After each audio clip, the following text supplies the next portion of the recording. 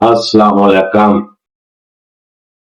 नवे सज्जन ते बेली चैनल ते आउण वालियां नूं असीं सत बिस्मिल्लाह ते जी आयां नूं कहंदे। ਜਿਹੜੇ सज्जन ते बेली आण के साडी फिल्म ते साडा माण ਵਧਾਉਂਦੇ ਆ, ਅਸੀਂ ਉਹਨਾਂ ਨੂੰ ਬੜੀ ਮੁਹੱਬਤ ਦਾ ਸ਼ੁਕਰੀਆ ਅਦਾ ਕਰਦੇ।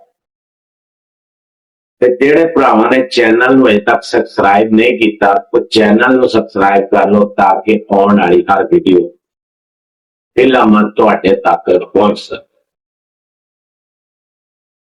ਸੱਜਣੋ ਤੇ ਬੇਲੀਓ, ਗੱਲ ਹਮੇਸ਼ਾ ਪੂਰੀ ਸੁਣੀ ਦੀ ਹੁੰਦੀ ਹੈ, ਵੀਡੀਓ ਨੂੰ ਕਲਿੱਕ ਕਰਕੇ ਨਹੀਂ ਛੱਡ ਦੇਈਦਾ ਹੁੰਦਾ ਤਾਂ ਕਿ ਪੂਰੀ ਗੱਲ ਸੁਣ ਕੇ ਨਾ ਤੇ ਗੱਲ ਦਾ ਪਤਾ ਲੱਗੇ ਤੇ ਗੱਲ ਦਾ ਨਿਚੋੜ ਨਿਕਲੇ। ਇਸੇ ਤਰ੍ਹਾਂ ਨਾ ਉਹਨੇ ਕਿਹਾ ਵੀ ਚੋਰ ਚੱਕਾ ਚੌਰੀ ਤੇ ਗੁੰਡੀ ਰੰਗ ਪ੍ਰਧਾਨ। ਇੱਕ ਜ਼ਿਮੀਂਦਾਰ ਨੇ ਨਾ ਸਬਜ਼ੀ ਲਾਈ ਹੋਵੇ ਤੇ ਸਬਜ਼ੀਆਂ ਉਹਨੇ ਲਾਈਆਂ 7 ਕਿਸਮਾਂ ਦੀਆਂ। 7 ਕਿਸਮਾਂ ਦੀਆਂ ਸਬਜ਼ੀਆਂ ਪਲੀਆਂ ਤੇ ਪਲ ਕੇ ਤਿਆਰ ਹੋਈਆਂ। ਤਿਆਰ ਜਦੋਂ ਹੋਈਆਂ ਤੇ ਜ਼ਿਮੀਂਦਾਰ ਨੇ ਸੋਚਿਆ ਵੀ ਹੁਣ ਇਹਨਾਂ ਨੂੰ ਤੋੜਾਂ ਤੇ ਤੋੜ ਕੇ ਤੇ ਸ਼ਹਿਰ ਵੇਚ ਕੇ।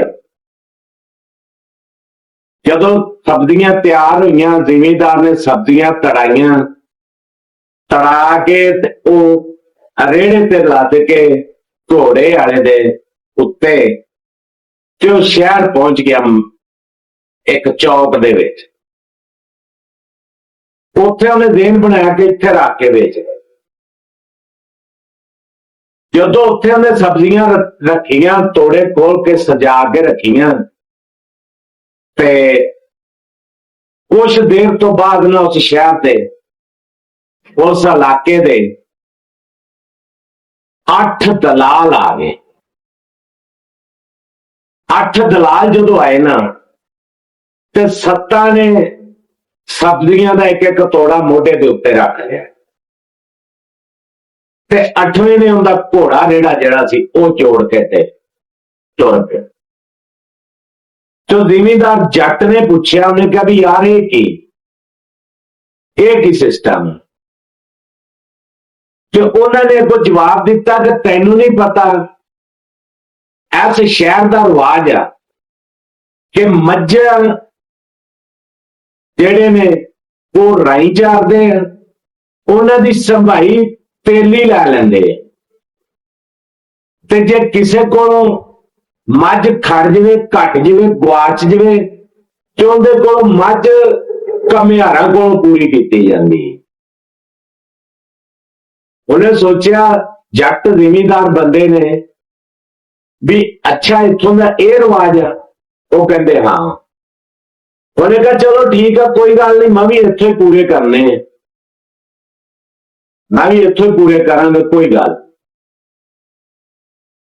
ਉਹ ਬੰਦੇ ਨੇ ਚੁੱਪ ਕਰਕੇ ਨਾ ਕੀ ਕੀਤਾ, ਉਹ ਬਹਿ ਗਿਆ ਸ਼ਹਿਰ ਦੇ ਨਾ ਦਰਵਾਜ਼ੇ ਦੇ ਉੱਤੇ, ਜਿਹੜਾ ਮੇਨ ਸ਼ਹਿਰ ਨੂੰ ਦਰਵਾਜ਼ਾ ਸੀ ਨਾ, ਉਸ ਦਰਵਾਜ਼ੇ ਦੇ ਉੱਤੇ ਬਹਿ ਗਿਆ।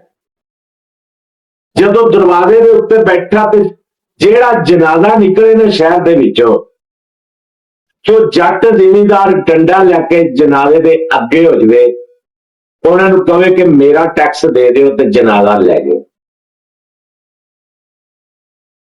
ਇਸੇ ਤਰ੍ਹਾਂ ਸਿਸਟਮ ਚੱਲਦਾ ਰਿਹਾ। 10 ਰੁਪਏ ਫੀ ਜਨਾਜ਼ੇ ਤੋਂ ਟੈਕਸ ਲੈਂਦਾ ਰਿਹਾ।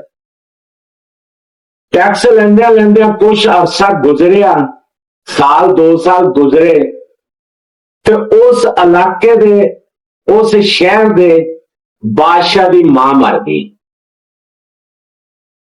ਜਦੋਂ ਮਾਂ ਮਰ ਗਈ ਨਾ ਤੇ ਬਾਦਸ਼ਾਹ ਦੀ ਮਾਂ ਦਾ ਜਨਾਜ਼ਾ ਦਰਵਾਜ਼ੇ ਦੇ ਉੱਤੇ ਆਇਆ ਤੇ ਉਹ ਜਿਹੜਾ ਜੱਟ ਜ਼ਿਮੀਂਦਾਰ ਬੰਦਾ ਸੀ, ਉਹ ਡੰਡਾ ਲੈ ਕੇ ਤੇ ਜਨਾਜ਼ੇ ਦੇ ਅੱਗੇ ਹੋ ਗਿਆ। ਉਹਨੇ ਕਿਹਾ ਵੀ ਮੇਰਾ ਲਾਗ ਦਿੱਤੀ ਜਾਓ, ਮੇਰਾ ਟੈਕਸ ਦਿੱਤੀ ਜਾਓ ਤੇ ਅੱਗੇ ਚਲੇ ਜਾਓ, ਜੇ ਨਹੀਂ ਤੇ ਜਨਾਜ਼ਾ ਵਾਪਸ ਲੈ। ਬਾਦਸ਼ਾਹ ਜਲਦੀ ਜਲਦੀ ਅੱਗੇ ਹੋਇਆ।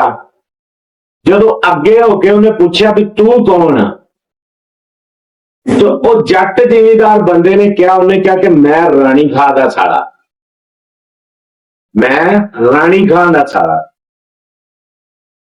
बादशाह ने सोच समझ के उन्हें रुपया 100 जड़ा ना ओदा लाभ उन्होंने दे छड़िया। तो फिर बादशाह ने पूछा कि रानी खां दा साला की हुंदा। तो जट जिमींदार बंदे ने को जवाब दिता, उन्हें कहा कि जाके ना तू अपनी बेगम को पूछ ली भी रानी खां दा साला कौन हुंदा ते की चीज हुंदी। फिर जट बादशाह ने सोचा, उन्हें कहा कि मैं एक बारी मां का जनाजा पढ़ ला, दफना ला, ते फिर घर जाके पूछा। मां का जनाजा पढ़िया, दफनाया, दफना के ते जदों घर गया ते घर जाके उन्हें अपनी बेगम को पूछया भी इस तरह करके अपने ने एक दरवाजे शहर दे उत्ते बंदा बैठा ते वो कहंदा भी रानी खां दा साला मैं। ते जेड़ा बंदा मैयत लैके जांदा, जनाजा लैके जांदा ना, वो बंदा उनदे कोलों टैक्स लैंदा। बेगम ने कहा भी तू ते बादशाह असलों ही झुड्डू आ, असलों जेड़ा फुद्दू आ ते अकलों बिल्कुल पैदल आ। उन्हें कहा भी कदी बुढ़ियां दे भी साले होए, उन्हें कहा भी कदी बुढ़ियां दे साले होए, हमेशा बंदियां दे साले हुंदे आ। वो बादशाह दे गल खाने च आई।